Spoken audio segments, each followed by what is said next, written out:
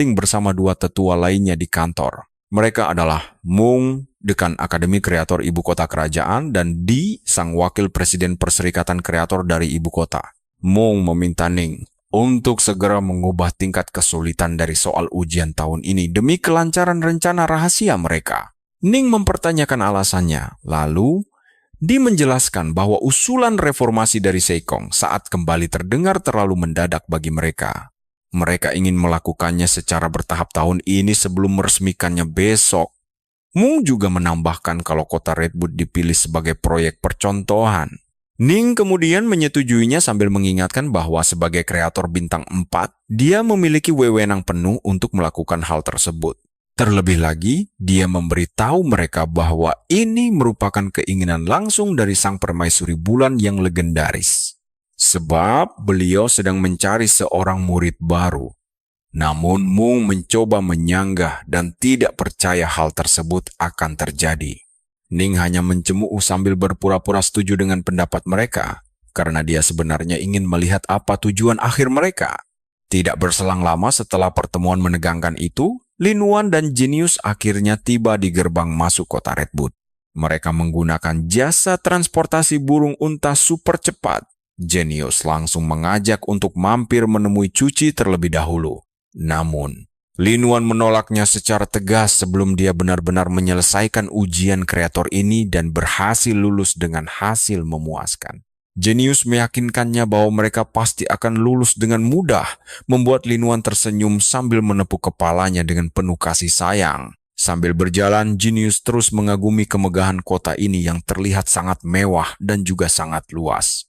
Lin Wan menanggapi kalau kota Redwood memang jauh lebih megah dibandingkan wilayah asal mereka di wilayah Xia. Melihat rekannya mulai tergiur dengan jajanan jalanan, Lin Wan segera menegurnya untuk tetap fokus pada tujuan utama mereka. Mereka datang untuk ujian, bukan wisata kuliner. Di tengah keramaian, Genius menyadari satu hal yang terasa sangat aneh. Semua orang tampak pucat. Lin Wan menjelaskan kalau itu wajar karena tingkat kelulusan ujian ini terkenal sangat rendah. Jika sampai gagal sekali saja, mereka harus menunggu hingga tahun depan untuk bisa mencoba mendaftar kembali. Setibanya di aula pendaftaran, Lin Wan langsung memperingatkan Genius agar berhenti menatap orang lain dengan aneh. Lin Wan sendiri sempat dibuat terkejut saat melihat antrian peserta ujian yang mengular sangat panjang di depannya. Dia menyuruh Genius memakai kacamata penyamaran. Apakah kalian dan saya siap melihat kehebohan ujian yang akan datang? Kalian dan aku bakal melihat trik cerdas. Memakai bantuan Fei itu lumrah, makanya dia menyuruh Genius belajar gila-gilaan. Lin Wan langsung terpukau dan menyadari betapa dihormatinya gilda ini hanya dari arsitektur megahnya saja. Sang penguji wanita memberitahu peserta yang sudah selesai arah jalan keluar, dan mereka meninggalkan aula dengan kepala tertunduk lesu. Wanita itu terkejut melihatnya dan sadar kalau Penatua Ning sama sekali tidak menahan diri. Dia lalu memanggil kelompok berikutnya yang mencakup Lin Wan untuk menyerahkan 3 sertifikat profesi dasar mereka. Dia menjelaskan bahwa setelah semua ini selesai, mereka harus mengambil kartu nilai dan meminta kembali sertifikat tadi. Mendengar hal itu, Lin Wan langsung merasa sangat terkejut karena dia tidak punya sertifikat apapun. Dia berkata bahwa Gilda Pencipta kabarnya mengizinkan ujian langsung di tempat untuk 3 profesi dasar tersebut. Sang penguji mengiyakan dengan gugup, namun dia khawatir karena tampaknya Lin Wan ingin mencoba mengambil ketiga ujian itu sekaligus di hadapan Ning. Dia menjelaskan hal itu memang bisa dilakukan, tapi Lin Wan harus tahu bahwa Gilda hanya menguji 3 profesi berbasis pengetahuan. Ada ujian sarjana, pengamat Fei, dan analis material roh yang terkenal sangat sulit. Namun, Lin Wan menegaskan bahwa dia sangat siap untuk menghadapi ketiganya. Dia menyuruh Lin Wan mengikutinya. Disinilah kalian harus menyimak baik-baik, semoga saja dia tidak menyesal memilih ketiganya. Ujian yang sangat sulit ini. Sementara itu, Mung dan Du juga ada di sana menyaksikan Ning menguji para kandidat. Mung berbisik pada Du bahwa Ning ingin semua kandidat benar-benar siap, makanya sangat sulit untuk mendapatkan persetujuannya. Dalam perjalanan ke aula ujian, sang penguji mengingatkan Lin Wan bahwa soal-soal di Gilda Pencipta jauh lebih rumit. dibandingkan profesi lainnya. Namun Linuan tidak keberatan karena disinilah tempat terbaik untuk menguji kemampuannya. Tak lama, mereka tiba di ruang staf tempat Ning menunggu.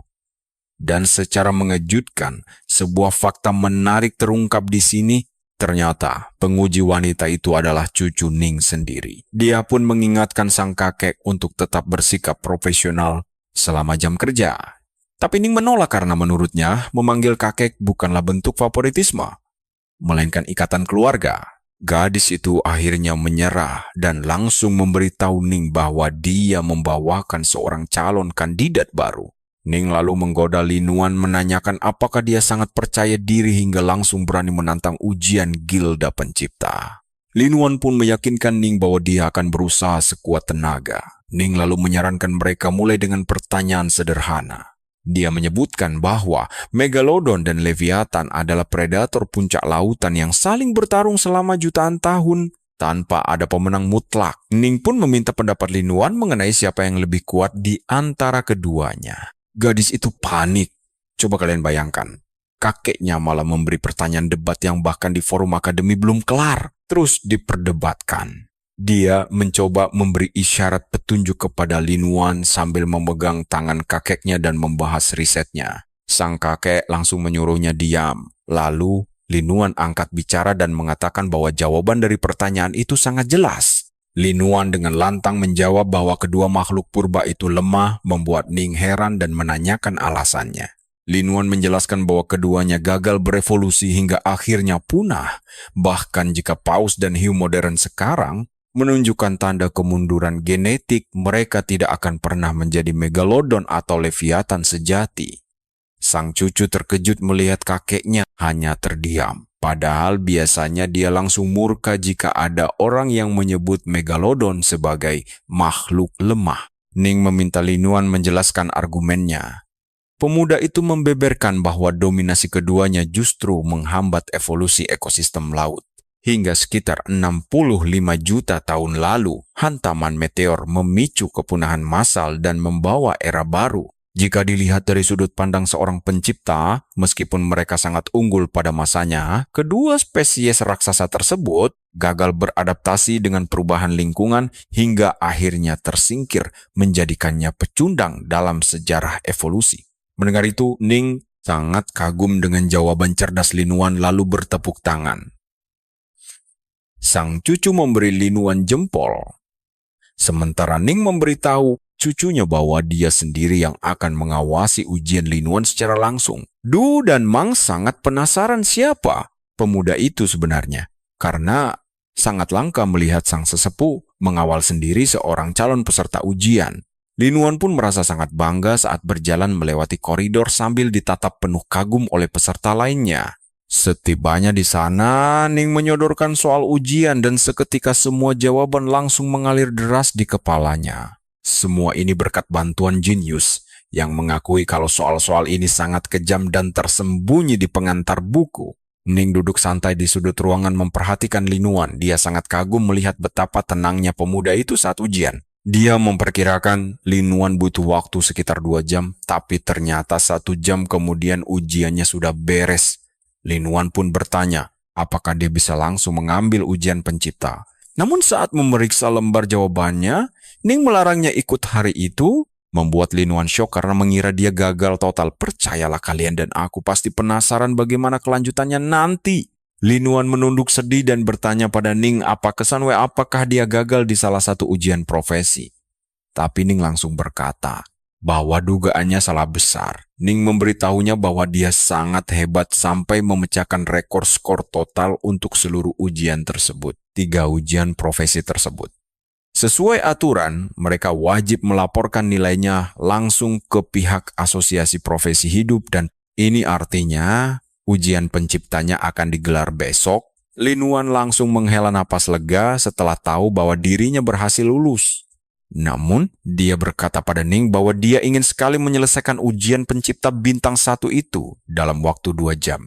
Ning terkejut mendengarnya dan meminta Linuan untuk bersabar hingga besok. Di sisi lain, si jenius malah merasa sangat senang mendengar hal itu dan langsung menyarankan agar mereka mengunjungi Cuci saja karena sisa hari ini mereka sedang bebas tugas. Sekarang perhatikan ini. Ning mendadak memanggilnya untuk ikut karena ada sesuatu yang sangat luar biasa. Dia pun menuntun Lin Wan masuk ke dalam ruang penyimpanan rahasia asosiasi. Lin Wan bertanya cemas apakah orang-orang tidak akan marah jika dia masuk begitu saja. Namun, Ning menenangkannya dan menjamin semuanya aman karena dia adalah wakil ketua dari asosiasi pencipta Red Boot yang sangat dihormati. Ning membawa Lin Wan ke kolam raksasa.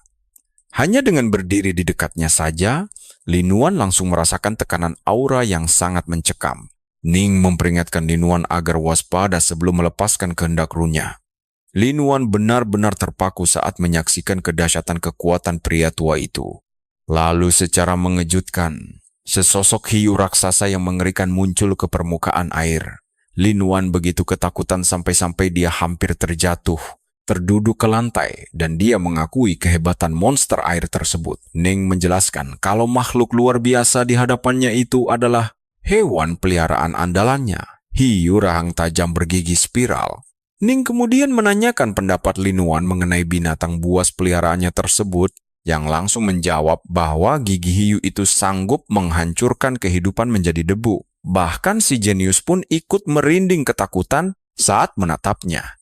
Lin Wan menyadari bahwa makhluk mengerikan ini berada di tingkat platinum, membuat Ning merasa sangat kagum atas kepekaannya. Ning kagum karena dia bisa mengetahuinya, lalu bertanya mengapa dia belum mengevolusikannya ke tingkat berlian. Lin Wan pun mulai memberanikan diri untuk berdiri dan menebak bahwa Ning pasti berencana memandu mutasinya menuju garis keturunan Megalodon legendaris saat evolusi. Ning membenarkan ucapan itu dan memintanya untuk mengambil barang di atas konsol belakang. Lin Wan pun segera melangkah maju, dan dia terkejut setengah mati melihat botol berisi darah monster naga. Kalian pasti tahu kalau darah ini jauh lebih murni dari yang biasa dia gunakan selama ini. Lin Wan mulai berkhayal ingin memiliki beberapa botol itu, namun Ning langsung merebutnya sambil mengejek sikap gemetarnya.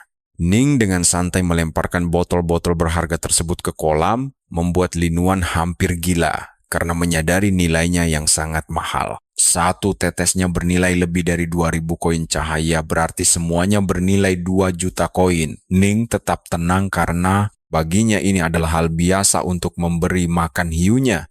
Baginya, menyuapi darah naga pada hiu adalah satu-satunya jalan terbaik karena Megalodon purba memang memangsa monster naga. Mendengar hal itu, Lin Wan menyadari betapa gilanya kegemaran Ning terhadap Megalodon. Ning kemudian membagikan rahasia penting mengenai bagaimana setiap proses evolusi di alam liar selalu mengikuti pola tertentu. Setelah melakukan percakapan panjang itu, Ning menyuruh Lin Wan pulang dan mengingatkannya agar tidak terlambat ujian besok.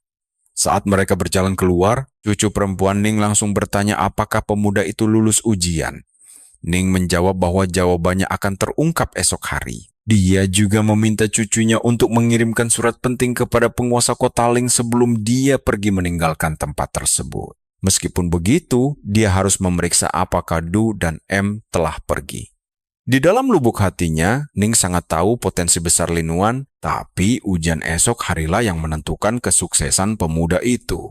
Tiba-tiba saja Lin Wan menerima panggilan darurat dari Cuci saat dia baru saja ingin menyapanya. Gadis itu mengaku terluka saat latihan praktik, membuat Lin Wan seketika panik setengah mati mendengarnya dan langsung berlari kencang menuju sekolahnya. Di sepanjang jalan, dia terus bertanya-tanya, bagaimana adiknya bisa terluka parah, padahal dia tahu aturan pertandingan kelas di sekolah itu melarang keras serangan langsung yang sengaja mengarah ke siswa. Dia pun curiga bahwa satu-satunya penjelasan logis adalah serangan lawan berhasil menembus pertahanan monster badak milik adiknya. Setibanya di ruang kesehatan sekolah beberapa saat kemudian, Cuci tampak sangat terkejut melihat kakaknya benar-benar datang. Tanpa menyapa balik, Lin Wan langsung memintanya untuk menunjukkan dengan jelas bagian tubuh mana yang terluka. Cuci pun segera membuka perban di lengannya dan menunjukkan luka goresan super kecil. Dia mengaku itu hanya akibat serpihan batu terbang saat melawan salah satu seniornya. Lin Wan sendiri benar-benar tidak percaya adiknya memanggilnya pulang hanya karena luka sekecil itu. Bahkan jenius pun merasa kecewa karena dia tahu luka ringan seperti itu akan sembuh total dalam 1 jam saja. Tiba-tiba seorang pria berbaju putih dan memakai topi masuk ke ruangan sambil membicarakan pertarungan cuci. Lin Wan menoleh heran untuk menanyakan identitasnya, dan adiknya langsung menjelaskan bahwa pria itulah yang mengawasi pertarungannya. Nah, kalian pasti penasaran kan kelanjutan kisahnya? Ikuti terus perjalanan seru kita, asal kalian tahu dialah yang diam-diam mengawasi pertarungannya. Ditambah lagi, cowok itu juga yang membantunya masuk ke dalam sekolah itu. Biar ku perkenalkan kalian pada pria aneh ini yang ternyata datang ke kota hanya untuk mencari seseorang. Kalian dan saya akan melihat betapa beruntungnya pria ini karena akhirnya bisa bertemu sosok di balik badak cuci yang legendaris. Pria itu ingin melihat sehebat apa Lin Wan sebenarnya. Jelas saja Lin Wan langsung panik karena takut rahasia kekuatannya akan terbongkar begitu saja ke publik. Saat ditanya berapa lama waktu untuk melatih badak itu, Lin Wan berbohong dengan gugup. Dia bilang butuh waktu sekitar 7 hingga 8 bulan. Padahal aslinya cuma butuh waktu 7 jam saja. Tiba-tiba, pria itu menunduk frustrasi, membuat Lin Wan kebingungan dan langsung bertanya ada apa dengannya. Pria itu berbalik sambil mengeluh kalau dirinya saja butuh waktu minimal 2 tahun untuk melatih badak sekuat itu. Mendengar hal itu, Lin Wan langsung hampir terkena serangan jantung karena respons itu sangat di luar dugaannya. Sementara itu, di kantor penguasa kota yang sangat megah, sang pemimpin wanita baru saja menerima surat dari Ning dan berniat membacanya nanti. Salah satu pejabatnya kemudian bertanya apakah mereka harus fokus pada proses seleksi dulu. Ling memegang kepalanya dengan frustrasi karena dari 20 kandidat yang ada saat ini, baru 5 orang yang terkonfirmasi, sedangkan 34 sisanya masih perlu dievaluasi. Di tengah kepusingan itu, dia melihat berkas cuci. Tanpa ragu, Ling menyuruh asistennya langsung menandai cuci sebagai seorang jenius. Namun, sang asisten menyarankan agar mereka memantau cuci dulu. Paling tidak selama 1 tahun karena dia masih murid baru di sekolah. Tapi Ling langsung menegaskan bahwa mereka tidak punya banyak waktu lagi.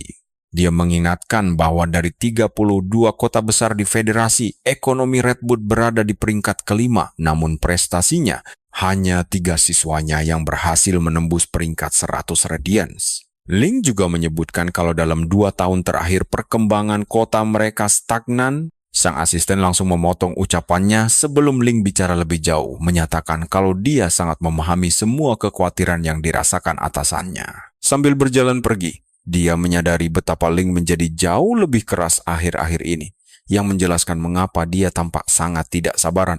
Dia merasa kota mereka sebenarnya punya peluang bagus jika pemuda berbakat yang masuk peringkat 102 tahun lalu tidak mendadak mengundurkan diri.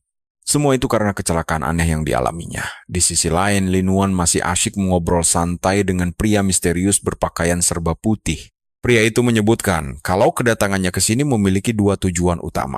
Yang pertama adalah untuk mencari keberadaan seorang teman lamanya. Dia sangat yakin kalau sahabatnya itu saat ini sedang menjalani masa pemulihan di area sekolah ini. Dan untuk tujuan keduanya, dia juga ingin mencari seseorang yang lain. Cuci penasaran dan bertanya apakah itu teman lamanya juga, tapi pria itu menggeleng pelan.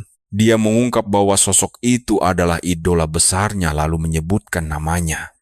Tepat saat Lin Wan mendengar nama yang diucapkan pria itu, sebagai seorang penyanyi internet terkenal, dia langsung tersadar siapa yang dimaksud. Ternyata, popularitas Sound saat ini sudah melesat jauh di luar dugaan. Nah, perhatikan baik-baik. Kalian pasti tahu betapa kecewanya pria ini nanti saat menyadari kalau idola yang dia cari sebenarnya hanyalah seekor burung. Setelah obrolan aneh itu selesai, pria asing tersebut memutuskan pergi, meskipun dia bisa melihat dengan jelas kalau Lin Wan menyimpan bakat luar biasa.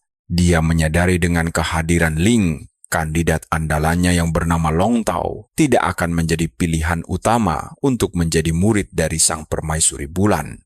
Pria misterius itu kemudian menghubungi seseorang lewat telepon, menjelaskan kalau pencariannya di kota Redwood berakhir dengan kegagalan total karena dia tidak berhasil menemukan sosok misterius bernama Leo Gi. Di tempat lain, Cuci tiba-tiba bertanya dengan sangat serius kepada Lin Wan. Dia menanyakan kapan kakaknya itu akan mencarikannya seorang kakak ipar. Beruntung Lin Wan berhasil mengalihkan pembicaraan karena bingung ditanya hal itu. Lin Wan lalu menyerahkan tanda tangan dari Sound kepada adiknya sambil berkata kalau tanda tangan itu akan sangat berharga suatu hari nanti. Tapi tentu saja, Lin Wan sengaja menyembunyikan fakta kalau Sound adalah penyanyi internet terkenal yang sedang dicari-cari oleh pria serba putih tadi. Cuci menerima hadiah itu dengan sangat gembira, berjanji kepada kakaknya bahwa dia akan menyimpan dan menjaga tanda tangan tersebut dengan baik. Kita tahu Cuci bukan gadis bodoh. Dia langsung curiga dan bertanya mengapa kakaknya ada di kota ini sekarang. Bukan cuma karena mendengarnya terluka. Lin Wan akhirnya menjelaskan kalau tujuan utamanya ke sini adalah untuk mengikuti ujian kreator, yang tentu saja membuat Cuci sangat terkejut. Dia meyakinkan adiknya kalau semua persiapan sudah matang sehingga dia langsung mendaftar. Lin Wan kemudian mengajak adiknya untuk pergi ke sebuah restoran. Mereka ingin makan sambil mengobrol santai dan Cuci langsung setuju. Di sela-sela makan, Cuci menceritakan semua pengalaman serunya di sekolah. Dia bahkan menceritakan tentang julukan unik yang diberikan teman-temannya. Setelah selesai makan kenyang, mereka berdua segera melangkah keluar dari sana. Cuci terus memuji betapa lezatnya sup ikan tadi. Lin Wan tersenyum lalu menasihati adiknya agar tidak perlu terlalu hemat lagi mulai sekarang. Dia meminta adiknya menggunakan seluruh uang kirimannya untuk makan enak. Bahkan Lin Wan langsung mentransfer sejumlah uang tambahan yang cukup banyak. Uang itu ditujukan agar Cuci bisa membelikan makanan terbaik untuk badaknya. Lin Wan juga memberitahu akan segera mengirim lobak hijau peringkat perak. Hal itu membuat adiknya tercengang. Cuci menyadari bisnis kakaknya sangat sukses, terutama saat melihat nominal saldo yang dikirimkan ke akunnya. Dia akhirnya sadar kalau sekarang mereka sudah kaya raya. Cuci lalu teringat pertanyaan kakaknya tentang rencana mencari makhluk peliharaan baru. Dia pun berkata kalau ada satu tempat khusus yang ingin sekali dia kunjungi.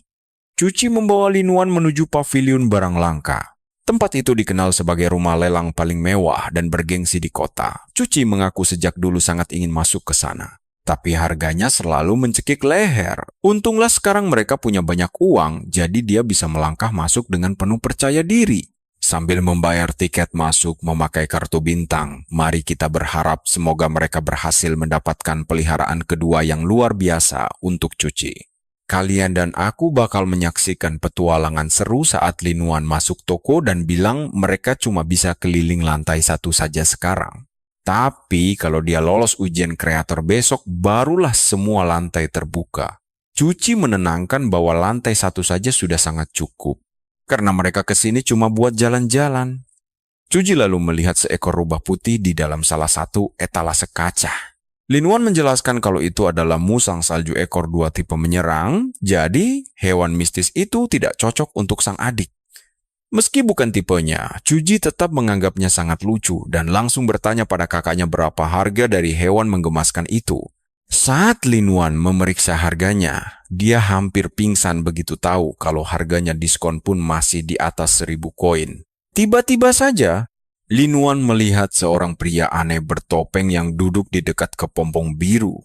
Lin Wan langsung mengenalinya karena saat mereka nanti berevolusi, mereka akan menjadi salah satu tipe serangga tercantik yang pernah ada, Genius. Lalu bertanya, apa ini tipe kupu-kupu yang ingin dibelikan Lin Wan untuk Cuji? Tapi dia menggelengkan kepala dan menjelaskan kalau impiannya adalah kupu-kupu berwarna merah muda. Kupu-kupu merah muda itu punya skill debu sisik senyap, kemampuan tingkat tinggi yang bisa menghentikan musuh memakai jurus andalan mereka. Namun, sepanjang pengetahuan Lin Wan selama ini, hampir semua kupu-kupu dari jenis tersebut kini sudah dinyatakan punah dari muka bumi. Jadi, dia sangat terkejut melihat orang ini sanggup menjual sampai 4 kepompong sekaligus. Lin Wan masih merenungkan hal ini saat seorang wanita dan putrinya tiba-tiba datang menghina si penjual. Mereka mengejek pakaiannya yang jelek, membuat Lin Wan merasa heran. Lin Wan tidak habis pikir kenapa baju yang dipermasalahkan. Harusnya mereka fokus pada kualitas barang dagangan pria bertopeng itu, bukan malah sibuk menilai penampilannya saja. Detik berikutnya, si penjual akhirnya bicara dan berniat melepas seluruh kepompong miliknya. Keempat kepompong itu dihargai 120 koin pancaran. Genius mengira itu terlalu murah, tapi Lin Wan langsung mengingatkannya. Biar ku beritahu, ini seperti kotak misteri karena isinya belum jelas. Bahkan si penjual sendiri tidak bisa menjamin apa-apa. Jadi harga segitu sebenarnya cukup mahal. Wanita sombong tadi mulai mengoceh lagi, mempertanyakan kelayakan kepompong itu di pavilion ini. Anaknya pun ikut menimpali, mengklaim toko lain cuma menjual kepompong kupu-kupu seharga 50.000 koin federal saja. Sedangkan pria ini berani mematok 30 koin pancaran per kepompong. Orang-orang di sekitar langsung mulai berkerumun mendengarnya. Mereka mulai mengobrol tentang betapa sulitnya mendapatkan barang itu, jadi mustahil rasanya kalau pria asing ini bisa memilikinya. Tanpa butuh waktu lama, kerumunan langsung menuduh pria itu penipu. Bahkan ada yang menyarankan untuk segera memanggil security agar pria itu diusir keluar. Menyadari situasi mulai tidak terkendali dan kacau, Lin Wan akhirnya langsung maju menyela kerumunan. Dia mengumumkan kalau dirinya sangat bersedia membeli keempat kepompong tersebut. Wanita judes tadi jelas terkejut dan mencoba menghalanginya. Dia bilang kepompong itu palsu. Tapi coba kalian pikir, semua barang pajangan di pavilion Rarity pasti sudah terbukti asli. Jadi tidak mungkin ada barang palsu lolos kemari. Lin Wan kemudian mengulurkan tangannya pada pria bertopeng itu tanda sepakat, sambil berkata kalau dia sangat serius ingin bertransaksi dengannya. Namun si pria bertopeng malah mendadak berdiri lalu pergi. Orang-orang langsung memanfaatkan momen ini untuk mengejeknya lagi, menuduhnya sengaja kabur karena memang dia seorang penipu ulung. Tapi pria itu berbalik dan memberitahu Lin Wan, jika memang serius membelinya, kembalilah ke pavilion pada jam yang sama besok. Cuci yang merasa kebingungan melihat semua drama barusan langsung bertanya pada kakaknya tentang apa yang sebenarnya telah terjadi. Lin Wan langsung menenangkannya dan mengajak sang adik untuk pulang. Saat keluar toko, Cuci meminta Lin Wan agar berjuang keras. Di ujian kreator besok, dan Lin Wan berjanji tidak akan mengacaukannya. Di sisi lain, wanita sombong tadi merasa sangat kesal. Karena Lin Wan sudah merusak rencananya untuk menawar murah kepompong itu, putrinya lalu menenangkan sang ibu agar tidak cemas. Sebab setelah dirinya lulus ujian besok, mereka bisa membeli barang yang jauh lebih bagus dari kepompong murahan itu. Keesokan harinya, para peserta ujian sudah mulai mengantre panjang di depan asosiasi kreator untuk bersiap menghadapi tes. Jenius heran melihat Lin Wan berulang kali menguap dan bertanya apa dia kurang tidur. Lin Wan menjawab kalau dia masih memikirkan tentang kepompong misterius itu, tapi kondisinya baik-baik saja. Wanita sombong dari malam sebelumnya ternyata juga hadir di sana, dan dia berasal dari keluarga kreator terpandang. Karena ujian tahun ini jauh lebih sulit, dia sangat yakin orang biasa seperti Lin Wan tidak punya peluang. Sebaliknya, dia sangat pede putrinya akan dengan mudah menyapu bersih seluruh soal ujian. Berkat persediaan bahan langka yang sangat banyak yang disiapkannya. Rupanya, subjek ujian kali ini adalah musang berkepala besi. Gadis sombong itu bahkan sangat percaya diri bisa lolos dengan mudah. Pengawas Ning lalu memberitahu para peserta bahwa ujian akan diadakan di ruang kultivasi pribadi agar tidak ada satu orang pun yang mengganggu mereka nantinya. Lin Wan sangat senang mendengar hal itu karena dia bebas melakukan eksperimen tanpa ada yang mengawasinya secara ketat. Namun dia tetap harus sangat berhati-hati agar kemampuan aslinya tidak bocor. Di lubuk hatinya, Ning berharap Lin Wan bisa memukau semua orang. Mari kita ikuti langkahnya memasuki ruang ujian dan bersiap untuk kejutan berikutnya. Yuk kita ikuti kisah Lin Wan saat Ling datang dan Ning mulai menggodanya karena datang pas waktu. Di sini Ling merasa khawatir para peserta ujian tidak akan lulus gara-gara monster uji pilihan Ning. Sebenarnya jenis musang ini paling tidak disukai para ahli roh karena sifatnya yang galak sekaligus sangat pemalu. Di dalam ruang ujian, beberapa peserta mulai panik karena si musang benar-benar membuat mereka kesulitan. Bahkan ada peserta yang nekat memaksa membuka mulut musang itu untuk menyuapinya, tapi tetap gagal. Sementara itu, Lin Wan justru mendekati ujian ini dengan sangat tenang. Anehnya, musang itu tidak lari, dan jenius memberitahu bahwa spesies yang dia hadapi saat ini sebenarnya adalah doksel, berbeda dari catatan umum. Cucu Ning lalu bertanya, apakah benar kalau melatih musang itu sangat sulit? dan Ling membenarkan hal tersebut. Hewan ini termasuk salah satu makhluk yang tidak bisa dipaksa untuk berevolusi.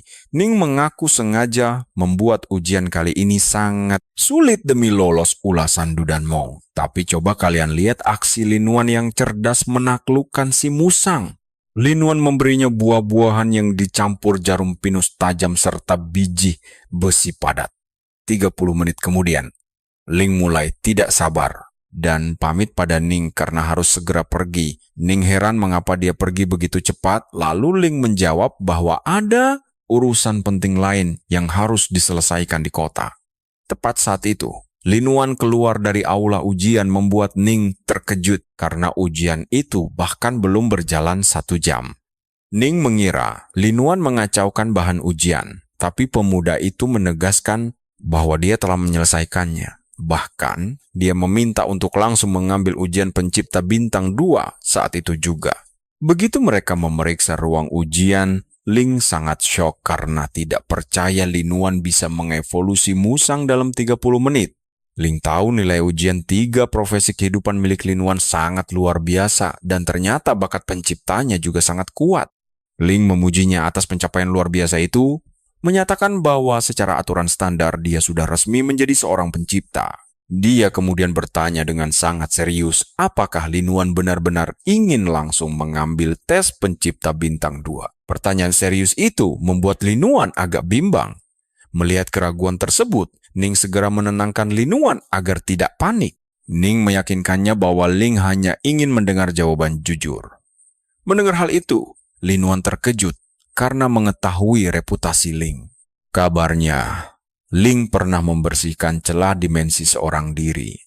Karena Ling tipe penguji serius, Lin Wan menegaskan dia sangat siap. Ling senang mendengar tekadnya dan berkata mereka akan menyiapkan ruang kultivasi pribadi khusus untuk ujian kali ini. Saat Lin Wan menuju ruang ujian baru, cucu Ning bertanya apakah tes pencipta bintang 2 itu memang sangat sulit. Ning menjelaskan bahwa ujian tingkat 1 hanyalah tes dasar, yang biasanya cuma menguji peningkatan level monster peliharaan saja. Kalian pasti penasaran sesulit apa ujian bintang 2 ini kan? Ning menjelaskan ujian bintang 1 hanyalah tes dasar. Pada tahun-tahun sebelumnya bahkan tidak ada batas waktu asalkan peserta berhasil melakukan evolusi pada monster mereka lulus. Banyak peserta yang memaksakan kelulusan dengan membeli bahan-bahan mahal karena modal besar juga bagian dari bakat. Ling menimpali bahwa mereka yang mengandalkan uang hanya akan mandek di bintang 1 karena ujian bintang 2 menuntut esensi. Kebanyakan orang berpikir kualitas hanyalah atribut biasa. Padahal faktor inilah yang menentukan batas maksimal kekuatan suatu monster. Aturan ujian ini masih sama seperti dulu. Lin Wan harus mengevolusikan monster yang diberikan dalam waktu 4 jam. Dia akan diberikan seekor monster biasa dan ditargetkan untuk mengevolusikannya menjadi monster kelas elit dalam waktu 4 jam saja. Ditambah lagi, dia juga wajib menyembuhkan seekor monster tingkat perunggu yang terluka sangat parah. Ling lalu bertanya apakah ada perubahan aturan dari tahun lalu. Ning menjawab bahwa esensi dari monster tersebut telah rusak parah. Mendengar hal itu, Ling langsung panik bukan main. Dia mengomeli Ning karena tugas itu sama saja dengan menyuruh Lin Wan menghidupkan kembali monster mati yang mustahil. Ning membela diri bahwa tanpa tingkat kesulitan ekstrem seperti ini, ulasan Du dan Mong tidak akan pernah menyetujuinya. Selain itu, makin ketat standar ujian mereka, makin besar pula peluang mereka untuk menarik perhatian sang permaisuri bulan. Cucu Ning bergumam bahwa kerusakan esensi adalah jenis cedera yang biasanya langsung membuat para pencipta menyerah begitu saja. Kalaupun dicoba, kondisi monster tersebut bisa langsung kritis kapan saja di tengah-tengah proses pengobatan yang sedang berjalan. Di sisi lain, Lin Wan justru tampak gembira karena monster yang harus dia evolusikan adalah Jasmine Lily. Dia sudah sangat mengenalnya luar dalam, padahal dia sempat mengira akan mendapat ujian yang sangat sulit kali ini. Namun Genius segera mengingatkannya bahwa masih ada satu monster terluka parah yang harus segera dia tangani di sana. Target pengobatan itu adalah kepiting capit gunting tingkat perunggu. Begitu melihatnya langsung, Lin Wan sadar kondisinya sangat buruk. Ditambah lagi, selama ini dia hampir tidak pernah mengobati monster selain badak peliharaannya. Jadi dia harus memutar otak. Langkah awal adalah mencari sumber lukanya. Saat cangkangnya disentuh, ia gemetar kesakitan. Mari kita tunggu kelanjutannya nanti. Mari kita lihat saat Lin Wan menganalisis kepiting ini, cangkang luarnya sedikit rusak, namun bagian dalamnya hancur lebur, sehingga mereka harus bergerak sangat cepat. Lin Wan mencoba menyembuhkan kepiting itu dengan menyalurkan energi, tapi dia menyadari bahwa terlalu lambat dan bisa memakan waktu hingga 4 jam penuh, padahal dia masih harus meningkatkan Jasmine Lily, membuatnya berpikir bahwa dia akan kehabisan waktu. Lin Wan pun memutuskan memakai kombinasi ikan mas, pengumpul roh, dan Jasmine Lily untuk mempercepat pemulihan. Begitu dia melakukannya, si kepiting langsung terlihat segar dan Lin Wan menyadari bahwa ini adalah kombinasi terbaiknya. Namun situasi mendadak kacau saat tanda-tanda vital kepiting itu mulai merosot dan Lin Wan tahu dia harus segera menstabilkan kepiting itu sebelum mati. Untung saja dia mendadak ingat dengan tanah alean yang bisa langsung dia gunakan dengan harapan bisa mengulur waktu. Beberapa saat kemudian, Lin Wan menyadari hal mengejutkan bahwa, disinilah bahayanya perbaikan cangkang yang cepat justru meremukkan organ dalamnya, membuat makhluk itu makin kritis.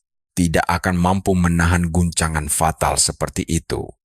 Lin Wan memutuskan fokus utama adalah memulihkan organ dalam terlebih dahulu, meskipun memakan waktu lebih lama.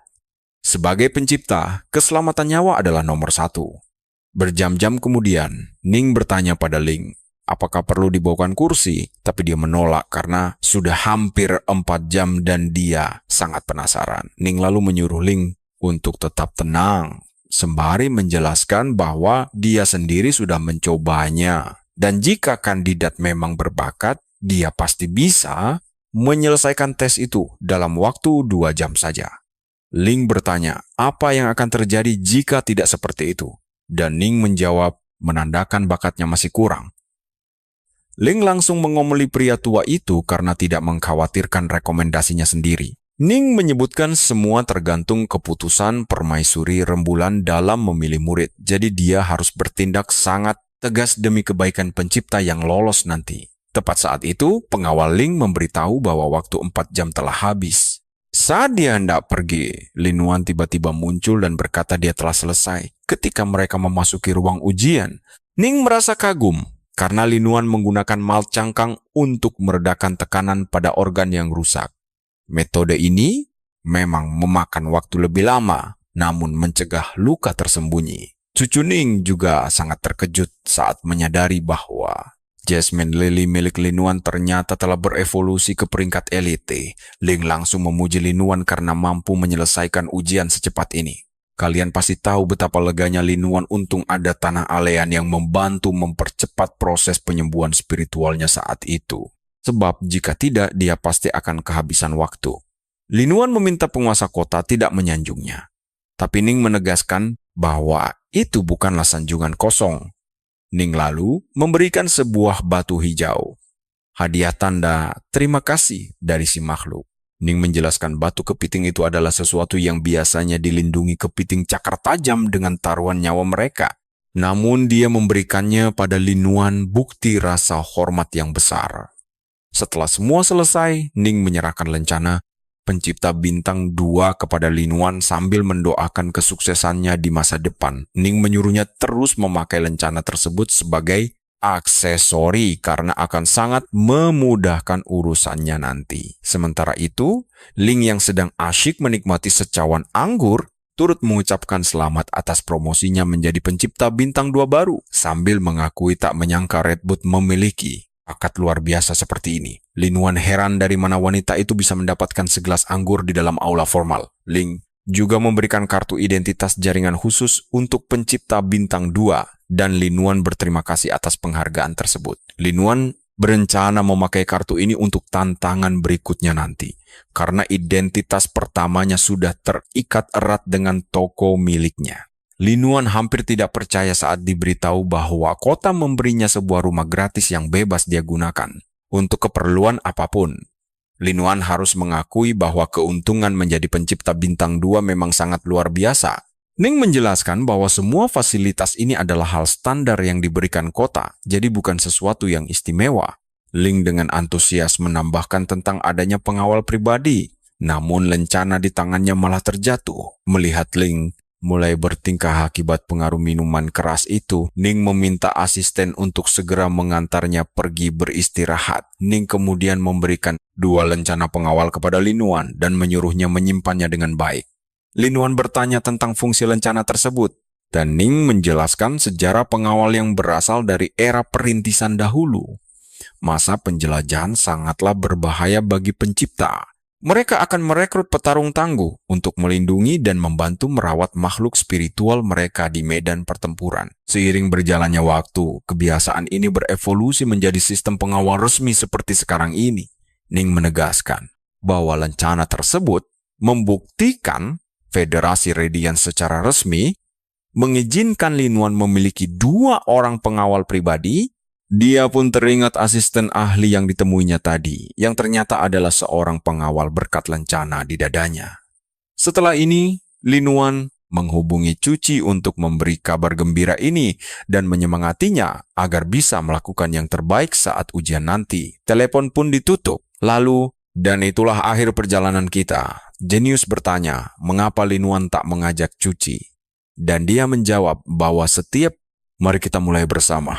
Setiap detik persiapan ujian Cuji sangatlah berharga. Begitu tiba di paviliun, seorang asisten langsung menghampiri dan menyambutnya dengan sangat sopan untuk menunjukkan arah.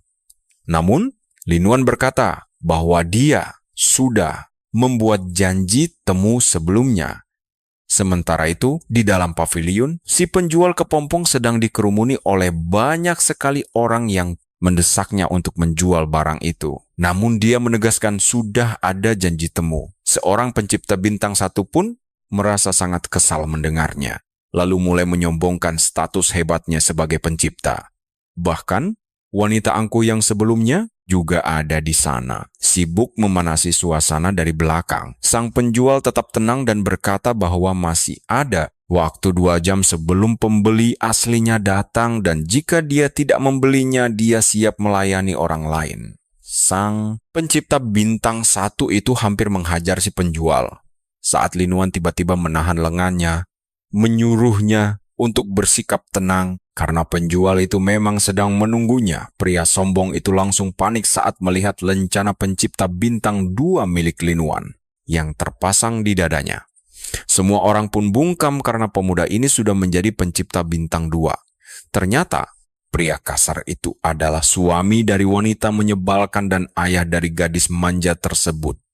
Dia pun segera meminta maaf karena telah menyinggung Lin Wan yang membalasnya dengan santai. Sang anak kemudian merengek meminta hadiah, namun ayahnya berkata dia tidak lulus, jadi tidak ada hadiah. Penjual bertopeng itu lalu berkata kepada Lin Wan bahwa dia ingin, sekarang perhatikan baik-baik, dia ingin membuktikan kepompong itu asli kepada Lin Wan, walau Lin Wan berkata itu tidak perlu. Hingga sang penjual meminta pelayan mengantar mereka ke ruang pribadi di lantai 3.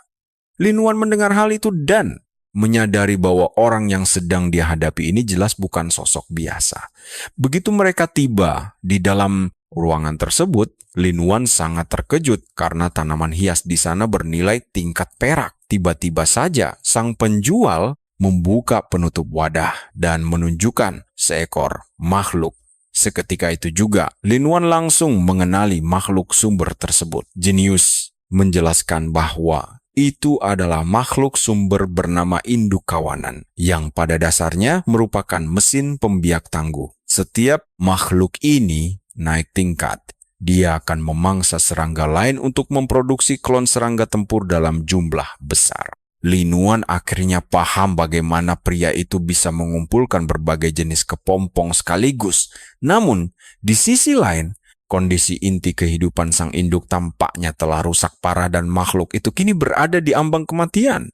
Makhluk sumber tidak bisa disembuhkan dengan bahan biasa jika sudah sekarat. Lin Wan kini mengerti mengapa pria itu terlihat sangat putus asa. Penjual bertopeng itu lalu menyuruh Lin Wan menyentuh sang induk agar dia bisa merasakan. Kalian juga pasti akan terkejut melihat ingatan si penjual di hutan liar.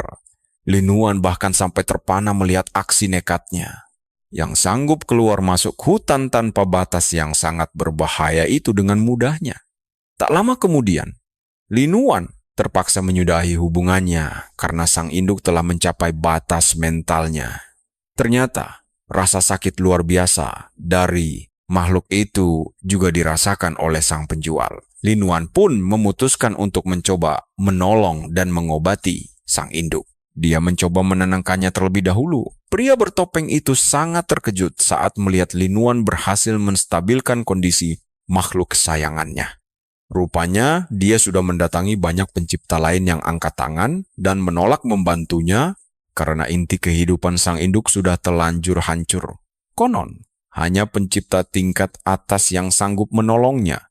Namun, kemampuan Linuan menstabilkan makhluk itu membuktikan bahwa dia mampu mengalirkan aura murni tanpa atribut sama sekali. Setelah kondisi sang induk membaik, pria itu ingin membicarakan sesuatu yang penting. Dia lalu membuka topengnya, memperkenalkan dirinya sebagai Luji yang berusia 27 tahun, mantan profesional roh tipe tempur kelas B, yang terikat kontrak dengan induk kawanan tingkat Platinum 3. Linuan langsung terperangah. Lalu Luji kembali mengungkap rahasia bahwa 2 tahun lalu dia menduduki peringkat 39 Radiance 100 dan dijuluki sebagai jantung kawanan. Dialah sosok misterius berbaju putih yang dicari sebelumnya yang sempat dikira tidak ada di Redwood. Setelah mengetahui identitas aslinya, Linuan mematung karena sedang berhadapan langsung dengan anggota Radiance 100 yang pernah mempertahankan kota Frost seorang diri. Kabarnya, setelah menghilang 2 tahun lalu, namanya langsung dihapus dari daftar peringkat nasional tersebut. Namun secara mengejutkan, Luji berlutut dan menyatakan kesediaannya untuk menjadi pengikut setia Linuan. Dia pun mengucapkan sumpah setia yang merupakan komitmen sangat sakral. Kesungguhannya semakin terbukti saat dia menggunakan sumpah rune kuno. Sebelum Linuan sempat mencegahnya, Luji langsung menyatukan rune sumpah tersebut ke tubuhnya untuk mengikat takdir mereka. Linuan memperingatkannya bahwa melanggar sumpah sakral itu akan membuat Luji kehilangan seluruh kepekaan terhadap kekuatan energi aura. Hal ini membuktikan bahwa Luji tidak sedang main-main dengan ucapannya. Dia memohon agar Linuan menyembuhkan induk kawanan. Dia ingin induknya disembuhkan tanpa imbalan lain. Menjadi pengikut adalah satu-satunya cara. Mari kita nantikan kelanjutan kisah mereka. Lu tahu tanpa menjadi pengikutnya pun dia tetap akan membantu. Namun Lu menegaskan dia tidak pernah meminta-minta seumur hidupnya. Baginya, semua hal harus berupa pertukaran yang adil. Linuan kemudian bertanya, apakah keputusan Lu ini benar-benar sepadan atau tidak? Mempertaruhkan seluruh hidupnya pada orang asing seperti dirinya. Lu menjawab bahkan Tuan Zujin, sang pencipta yang sangat dihormati saja, tidak punya solusi untuk masalahnya. Bahkan ada banyak sekali orang-orang hebat di federasi yang juga tidak sanggup menolongnya. Semua orang hebat yang pernah ditemuinya selalu berkata bahwa tidak ada jalan keluar untuk menyelesaikan masalah pelik yang dihadapinya. Bahkan, seseorang sempat bertanya mengapa dia begitu terobsesi dengan induk serangga itu. Namun, Lu bersikeras akan melakukan apa saja demi makhluk berharga itu. Lu kemudian bersumpah kepada Linuan bahwa mulai saat ini dia akan menjadi pedang dan tameng pelindungnya. Sementara itu, para pelayan di luar sedang sibuk bergosip tentang Linuan dan Lu. Tidak ada satupun dari mereka yang mengenal siapa sebenarnya Lu. Satu-satunya hal yang mereka ketahui adalah pihak lantai atas memberinya izin khusus untuk menginap gratis di pavilion mewah ini. Mereka mengira dia adalah pewaris terakhir dari keluarga bangsawan yang telah hancur sehingga manajemen pavilion memberinya fasilitas karena merasa iba. Setelah pertemuan selesai, Lo membukakan pintu untuk Linuan dengan sangat sopan dan langsung menyapanya dengan sebutan Tuan Muda yang Agung. Linuan sampai bingung bagaimana harus merespons perlakuan baru ini. Dia meyakinkan Lu bahwa dia pasti akan tetap membantu mengobati induk serangganya. Percayalah, Linuan pasti akan mengobatinya. Tapi perhatikan apa yang terjadi saat mereka mulai melangkah keluar ke jalanan. Linuan meminta pria itu untuk tidak memanggilnya Tuan Muda, tetapi sang pengikut baru tetap saja memanggilnya dengan sebutan yang sama. Tiba-tiba, Lu memberitahu Linuan bahwa dia belum bisa ikut kembali ke negara Xia karena masih memiliki beberapa urusan penting. Tapi dia mengingatkan Lin Wan bahwa dia masih berutang 120 koin kepadanya. Lin Wan terkejut karena dia masih menagih uang itu, padahal sekarang statusnya sudah menjadi pengikut setianya. Namun, Lu menegaskan bahwa dia tidak pernah main-main jika menyangkut urusan bisnis profesional. Lin Wan meratapi uangnya yang hilang, tetapi Jenius menyuruhnya berhenti mengeluh karena dia sudah mendapatkan seorang pengikut yang sangat tangguh. Dia mendesak Lin Wan untuk segera pulang ke rumah agar bisa membagikan kabar gembira ini kepada Sound secepatnya. Tidak lama kemudian, Lin Wan sampai di rumah. Alih-alih disambut dengan ceria, dia malah mendapati Sound yang ketakutan setengah mati karena Red Thorn sedang mengamuk. Lin Wan bergegas lari ke halaman belakang dan langsung dibuat syok saat melihat ukuran tubuh Red Thorn yang membesar drastis. Red Thorn menjulurkan akar-akarnya ke arah Lin Wan. Jenius memperingatkannya agar waspada, tetapi Lin Wan tahu tidak ada yang perlu ditakutkan sama sekali, karena tanaman itu hanya ingin bermanja-manja dengannya. Red Thorn kemudian melilitkan sulurnya ke tubuh Lin Wan untuk memeluknya dengan sangat erat. Kalian pasti berpikir ini pelukan biasa kan? Tapi Jenius merasa monster itu benar-benar ingin menelannya bulat-bulat. Pada saat itulah, Sound memberitahu Lin Wan bahwa ada sebuah paket kiriman yang datang. Tetapi dia belum sempat membukanya. Lin Wan sangat heran mendengar kabar tersebut karena dia merasa tidak memesan barang apapun akhir-akhir ini. Dia pun segera memeriksanya. Ternyata paket misterius itu dikirim oleh Jin. Dia sengaja mengirimkan 3 makhluk spiritual yang terluka parah sebagai hadiah kelulusannya. Hadiah atas promosinya menjadi pencipta bintang 2. Lin Wan menyadari pendaftarannya secara otomatis terhubung langsung dengan identitas web bintangnya. Berkat hal ini, tokonya kini menampilkan status staf pencipta bintang 2, sehingga transaksi masa depan harus menggunakan kartu barunya. Rupanya, Jin juga meninggalkan sebuah catatan kecil yang berisi rincian lengkap mengenai kondisi fisik ketiga makhluk spiritual malang tersebut. Di antaranya ada seekor antelop tanduk pedang yang terluka kritis dan mendapatkan potongan harga sebesar 100 koin radiasi. Siapa sangka, antelop tersebut ternyata sudah mencapai tingkat perak. Lin Wan segera memeriksa keadaannya dan menyadari sesuatu yang sangat ganjil. Tidak ada luka luar sama sekali, tetapi organ dalamnya hancur total. Antelop ini hanya memiliki sisa waktu hidup sekitar 5 jam saja. Setelah batas waktu itu terlewati, semua usaha akan sia-sia.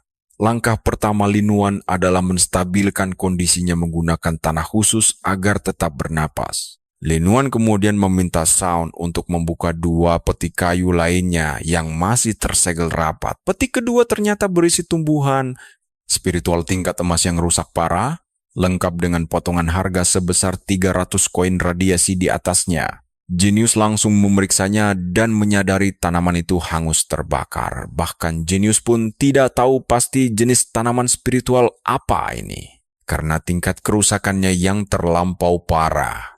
Lin Wan akhirnya memutuskan mendekat untuk menganalisisnya menggunakan kemampuan khusus miliknya sendiri. Ternyata itu adalah osmanthus merah cinnabar penawar racun. Tanaman ini memiliki kemampuan sangat hebat yang membuat Lin Wan takjub. Karena tumbuhan ini adalah penangkal mutlak segala jenis racun jahat.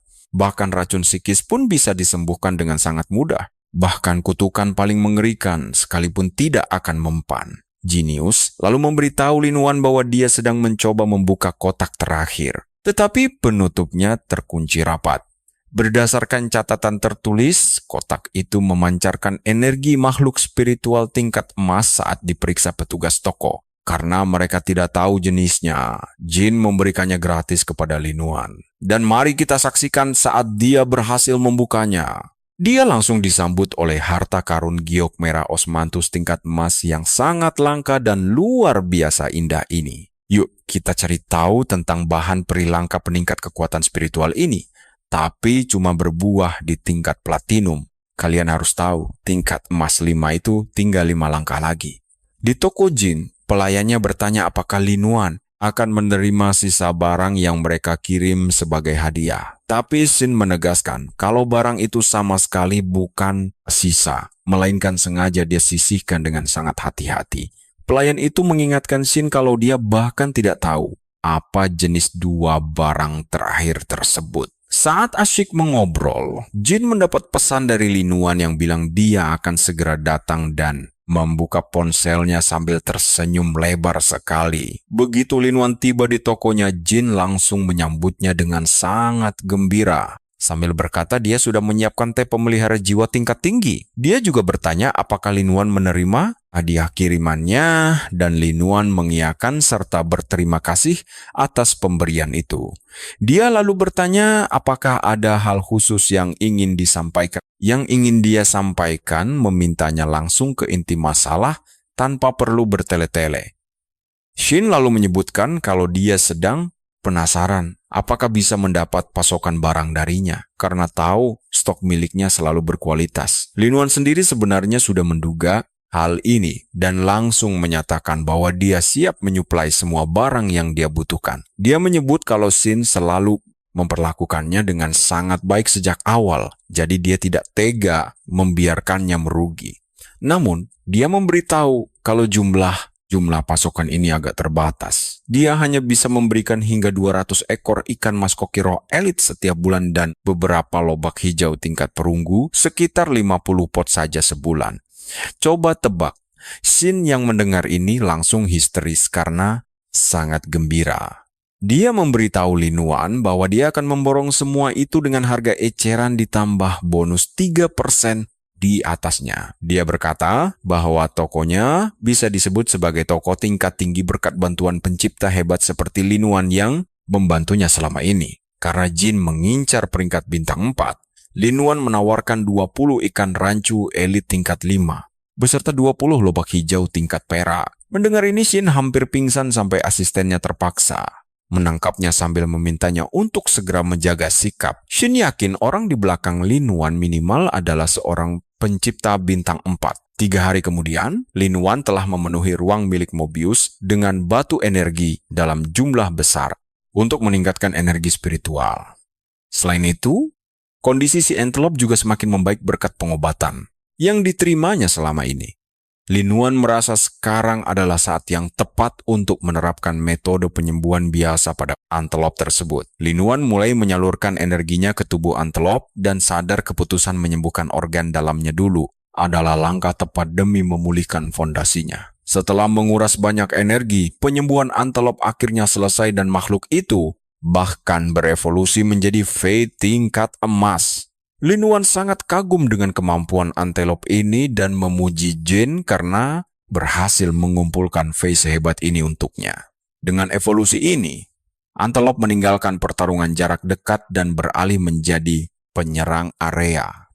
Linuan juga menyadari kalau dirinya berhasil menerobos menjadi pencipta peringkat C.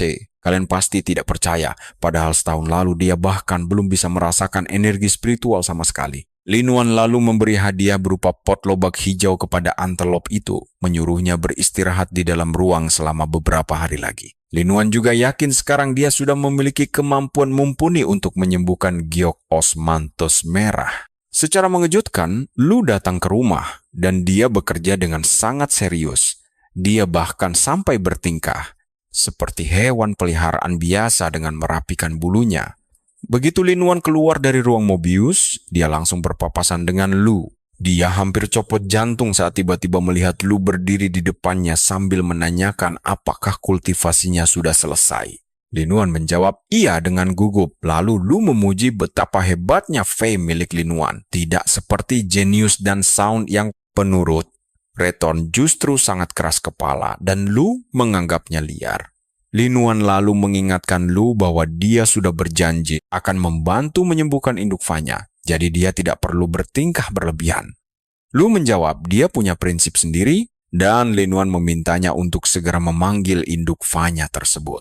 Linuan ingin memperkirakan seberapa lama waktu pemulihan yang dibutuhkan.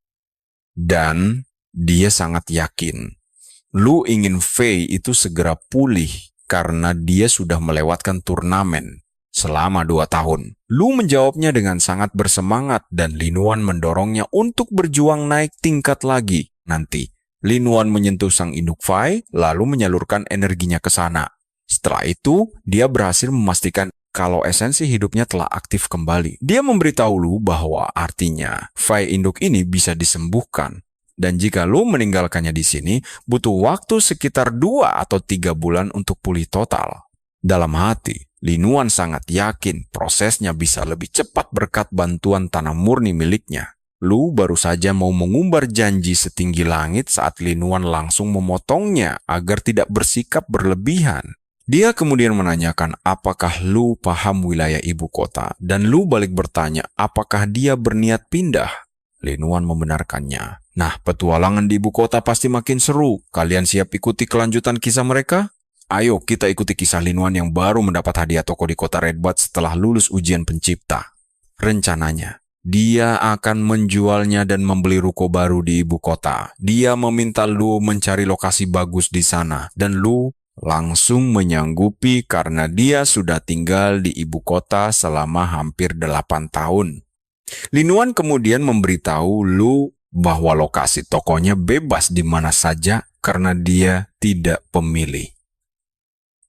Usai berbincang, Lu pun segera pergi menjalankan tugas penting yang diberikan oleh Linuan tersebut. Sound dan Genius langsung heboh bertanya apakah mereka benar-benar akan pergi ke ibu kota, dan Linuan mengiyakannya. Menurutnya, melihat dunia luar yang lebih luas akan sangat membantu masa depan Cuci juga nantinya. Tiba-tiba ada telepon masuk dari nomor asing yang dia kira adalah seorang pelanggan baru.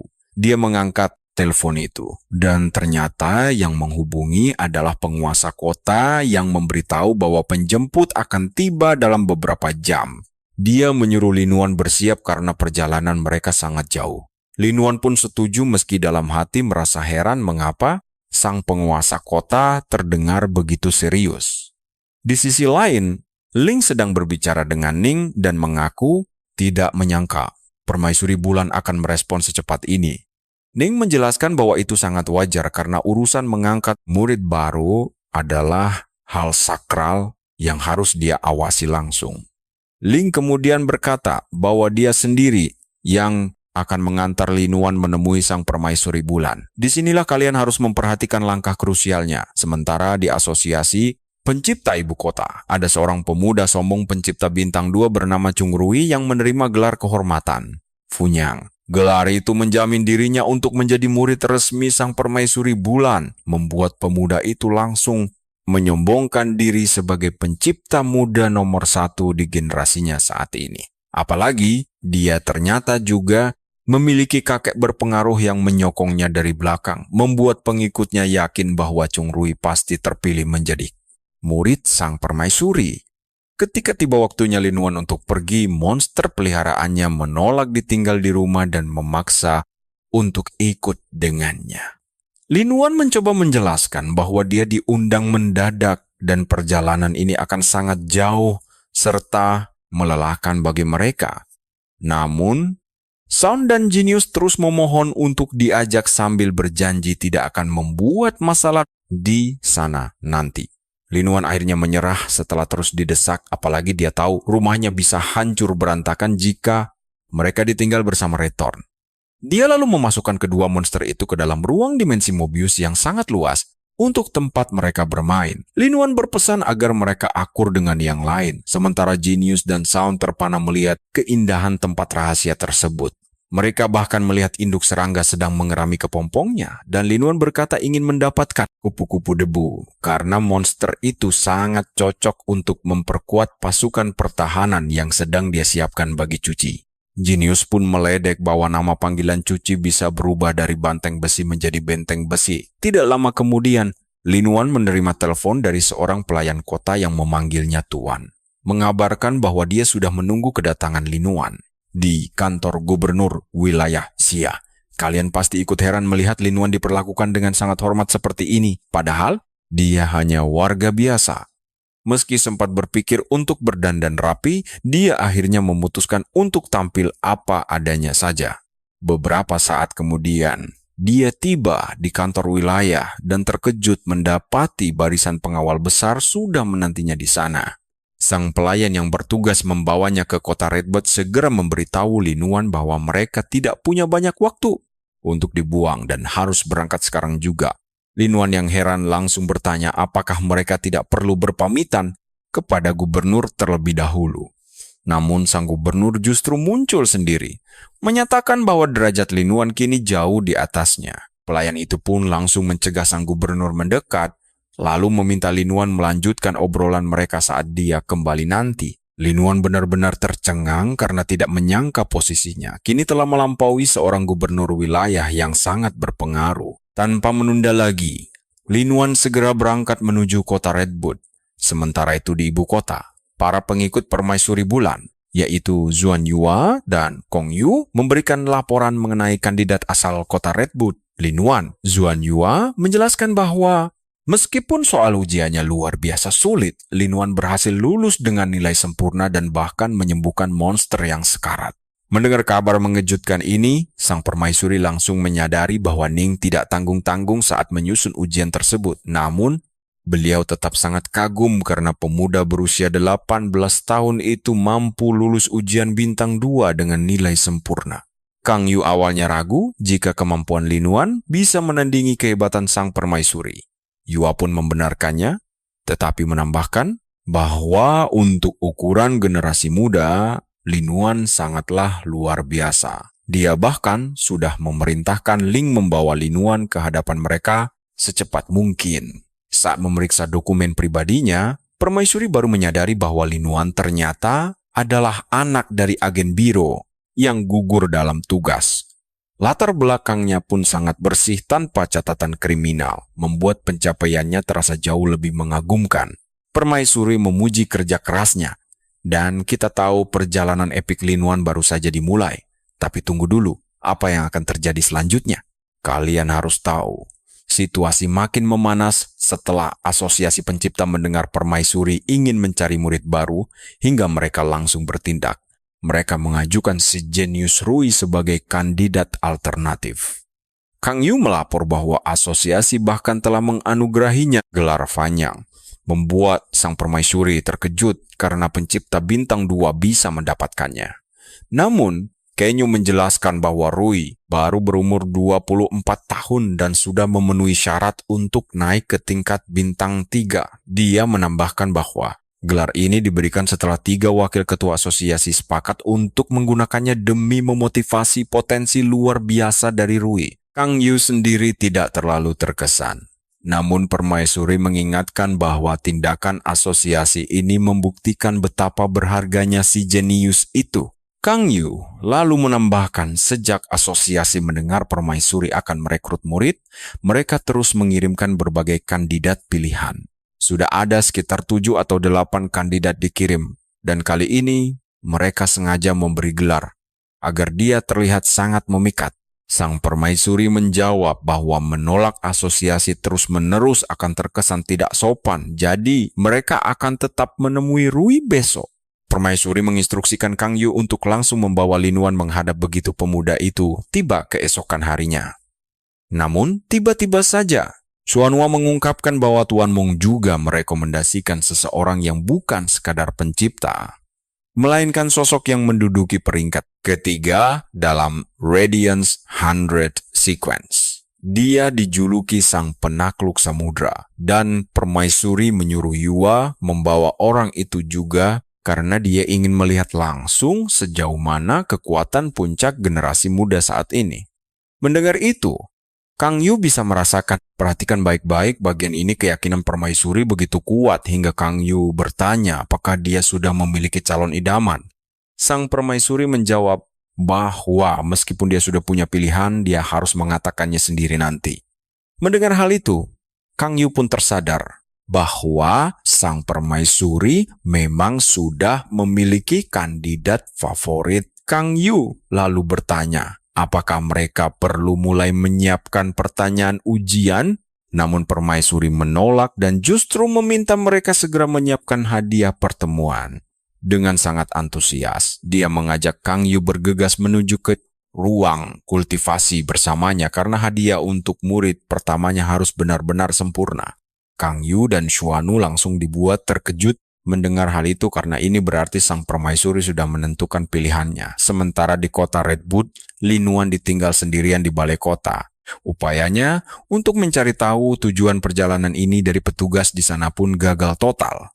Tak lama, Ling memberitahu Lin Yuan bahwa dia tahu pemuda itu pasti lelah setelah perjalanan panjang. Jadi dia mengajak Lin Yuan untuk menikmati makan siang kilat bersama. Ling akhirnya mengungkapkan bahwa dia akan membawanya ke ibu kota kerajaan, membuat Lin Yuan terkejut setengah mati. Ling kemudian bertepuk tangan, dan para perancang busana langsung muncul untuk mengukur tubuh Lin Yuan. Ling pun heran lalu bertanya apakah Ning sebelumnya tidak memberitahu tujuan ke ibu kota. Dan Lin Yuan menjawab bahwa Ning hanya berkata andai dia yang bisa pergi. Bayangkan saja kepanikan Lin Yuan saat dia mulai menyadari bahwa perjalanan ke ibu kota ini berarti dia akan bertemu para petinggi. Ling kemudian menegaskan bahwa dia harus pergi ke ibu kota karena permaisuri ingin menemuinya langsung. Lin Yuan hampir saja kehilangan akal sehatnya saat mendengar hal itu, sebab sang permaisuri adalah satu dari 3 pencipta bintang 5 yang legendaris.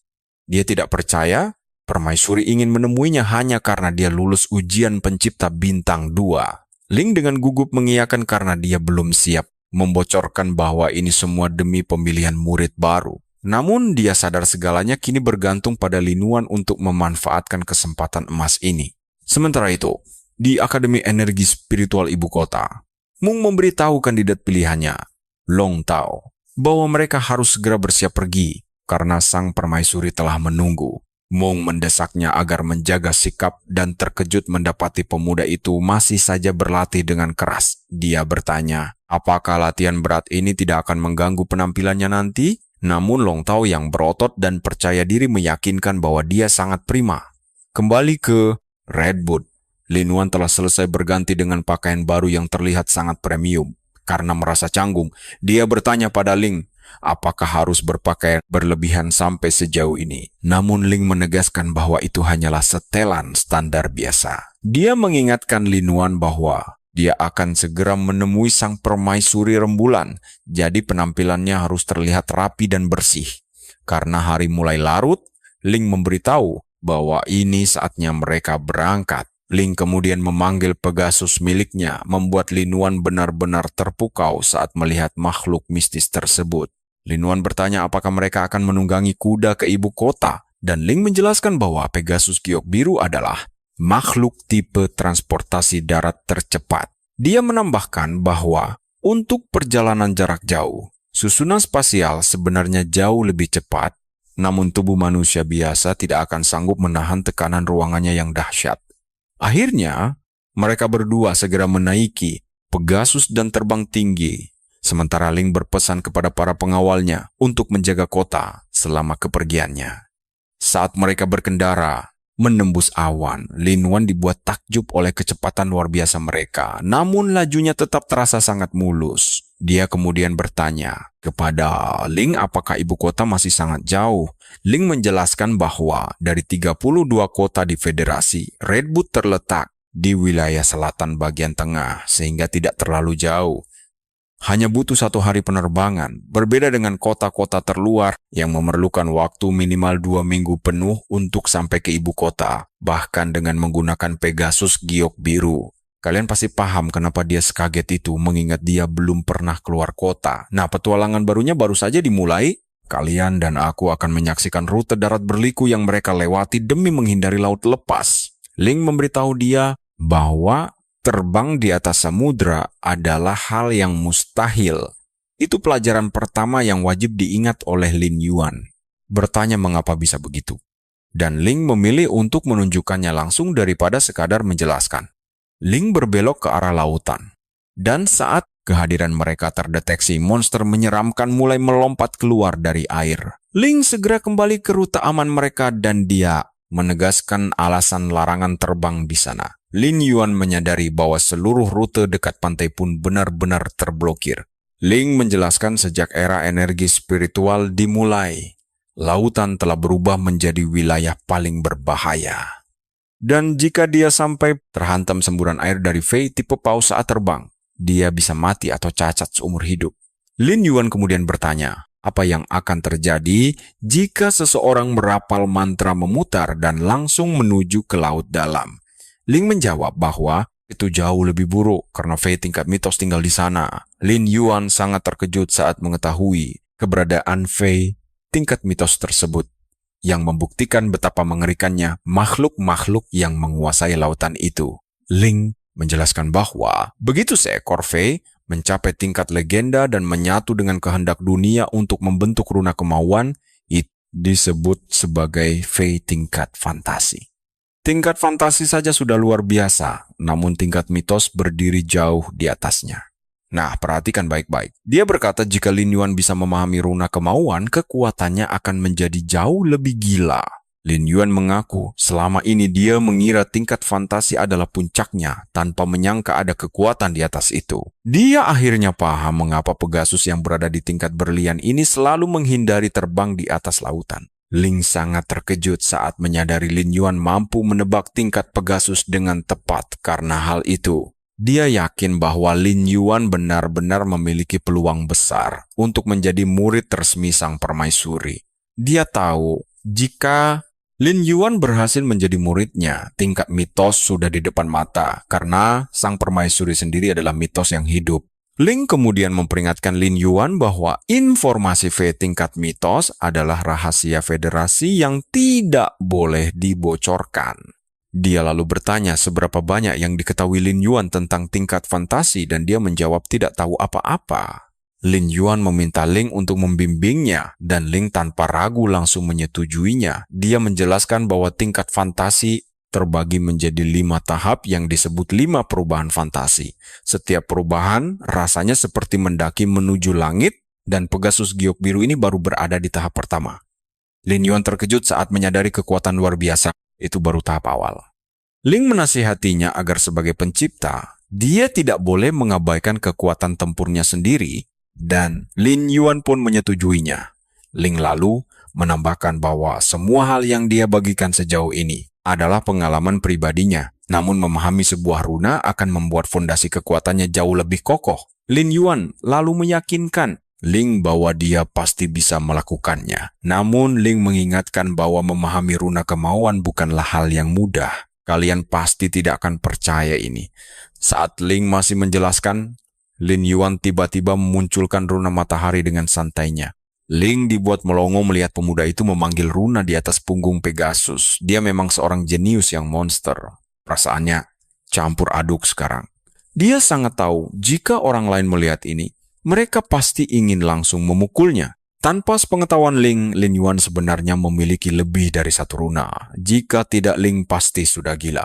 Ling berkata bahwa runa kemauan itu membuatnya selangkah lebih dekat ke tingkat fantasi.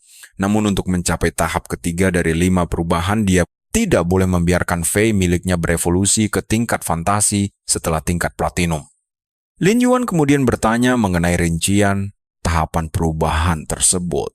Ling menjelaskan bahwa jalur terbaik adalah meningkatkan kualitas Fei menjadi tingkat legenda saat tingkat emas, lalu mengubahnya ke tingkat fantasi.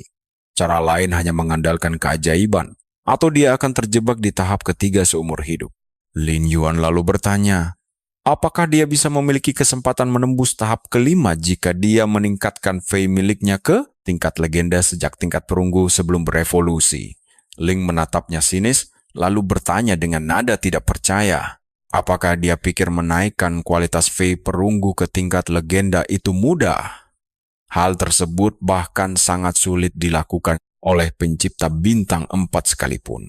Dia menambahkan bahwa runa kemauan sangat langka dan di antara 100 jenius Radiance, tidak semua memiliki Fei tingkat fantasi meskipun mereka mendapat semua fasilitas dan sumber daya terbaik dari federasi. Kebanyakan orang terhambat di bagian runa membuat Lin Yuan menyadari bahwa metode unik miliknya sangatlah luar biasa. Mereka terus mengobrol sepanjang malam hingga akhirnya Ling memberitahu bahwa mereka sudah hampir tiba di ibu kota. Sementara itu, di istana Aula Bulan Mulia yang merupakan kediaman resmi milik Sang Permaisuri Tao dan Rui tidak sengaja berpapasan. Seperti dugaan, Rui langsung menyapa Tao dengan kasar dan menanyakan tujuannya di aula itu. Nah, bagaimana kelanjutan persaingan mereka? Kita pasti akan mengetahuinya bersama di bagian cerita selanjutnya. Kalian dan aku tahu, Tao sadar dia sedang diremehkan, jadi dia langsung memperingatkan Rui agar tidak usah berpura-pura hormat. Menyapa dengan hormat jika itu tidak tulus. Tao lalu bertanya pada Du mengapa Rui memiliki gelar pencipta sedangkan dia tidak punya. Du menegaskan kalau Rui adalah sosok bertalenta luar biasa yang mampu membuktikan gelarnya.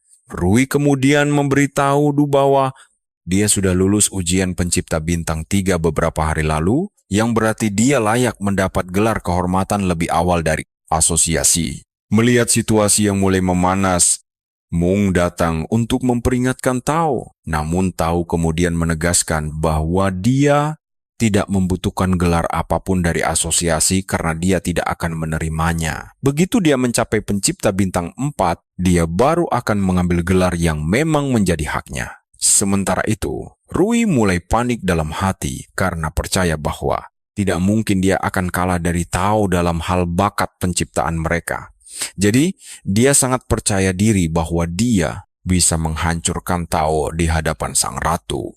Mung lalu mendekati Du dan berbisik bahwa Tao mungkin saja benar karena asosiasi pencipta terlalu berlebihan menilai diri mereka. Mung berkata bahwa gelar itu akan segera berpindah tangan, lalu memberitahu bahwa Tao adalah pencipta bintang 3 yang mendaftar dan diuji di asosiasi mereka, menjadikannya bagian dari kelompok mereka. Mung menggoda Du dan berkata bahwa dia sangat tahu cara membuat dirinya terlihat hebat. Mereka terus berdebat tentang asosiasi mana yang paling hebat, membuat Rui heran melihat mereka bertengkar tanpa malu. Tao kemudian menyindir Rui bahwa dialah badut sebenarnya. Perhatikan bagian ini. Saat Tao memperlihatkan rekaman, memalukan dirinya yang sok hebat di jejaring bintang, ketika sedang berlagak seperti seorang pemimpin yang bijaksana. Rui sangat marah dan berteriak bahwa bakat penciptaan miliknya belum tentu kalah hebat, karena Tao hanya 1 tahun lebih tua darinya. Dia sesumbar dalam waktu 1 tahun, dia juga akan mencapai tingkat bintang 3. Tao membalas bahwa dia hanyalah orang munafik yang tidak bisa menerima kelemahan dirinya sendiri. Tao sengaja memperlihatkan betapa sombongnya pemuda itu. Namun sebelum Rui sempat membuat keributan, tiba-tiba terdengar sebuah suara menggema yang meminta maaf karena datang terlambat. Tao sangat terkejut karena suara itu terasa sangat dekat sekaligus jauh di mana-mana pada saat yang sama. Mereka berbalik dan melihat Xuanu melayang mendekat, memancarkan tekanan yang luar biasa dan memperjelas bahwa tingkatnya jauh di atas mereka.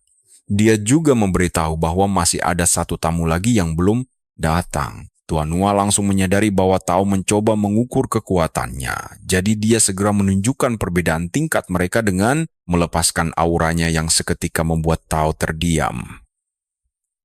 Tiba-tiba, Pegasus milik Ling mendarat dari atas langit dan menunjukkan bahwa orang terakhir yang mereka tunggu telah tiba. Ling segera menemui Xuan Yu dan memberitahu bahwa dia membawa kandidat dari kota Redwood bernama Lin Nuan. Dia meminta maaf atas keterlambatan itu, namun Xu Yu memaklumi semuanya karena semua orang telah berkumpul. Dia mengajak mereka untuk segera mendaki gunung. Di sisi lain, Rui dan Tao menganggap Lin Nuan sebagai pemuda biasa yang hanya beruntung lolos ujian Ning. Ketika mereka menatapnya dengan jijik, Lin Nuan justru sibuk mengagumi Fei tingkat emas yang tersebar di sana. Tapi tunggu, kalian lihat itu. Rui mengejeknya sebagai anak kampung yang baru lulus ujian pencipta Fei. Namun Tao menyindir balik ke Rui dengan mengingatkan bahwa Lin Nuan jauh lebih muda darinya. Rui sangat bertekad menjadi murid sang ratu agar bisa membungkam mulut Tao. Setelah mengantar mereka ke depan pintu masuk aula ujian, Xuanu mundur dan memberitahu bahwa Kang Yu yang akan memandu mereka. Lin Nuan sendiri masih sibuk mengamati sekitar hingga dia melihat pohon osmanthus tingkat berlian dengan kualitas legendaris yang dijadikan gerbang. Ia yang menyadari fokus perhatian Lin Nuan pada pohon itu langsung memuji kejelian matanya.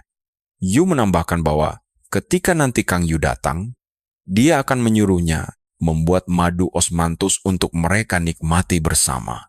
Beruntung sekali Kang Yu datang tepat waktu untuk mendengar ucapan tersebut dan langsung berteriak memarahinya karena lancang meminta madu berharga yang sebenarnya dia buat sendiri dengan susah payah. Kang Yu lalu menyuruh mereka semua masuk ke aula karena tidak ada waktu untuk mengobrol santai. Dia kemudian berdiri di antara deretan kotak brokat dan menjelaskan bahwa harta di dalamnya bebas diambil siapa saja. Ini sebenarnya adalah hadiah pertama dari sang ratu, membuat Rui dan Tao langsung berebut kotak itu tanpa membuang waktu. Mereka berdua mengincar kotak emas. Namun sebelum mereka sempat menyentuhnya, asisten penyaji teh langsung merebutnya dari atas platform. Lin Wan sendiri mencoba mengambil sebuah kotak hitam, namun asisten lain langsung mengadang. Para asisten kemudian menegaskan bahwa mereka semua terlalu tidak sabar karena ada beberapa syarat khusus untuk mengklaim kotak brokat itu.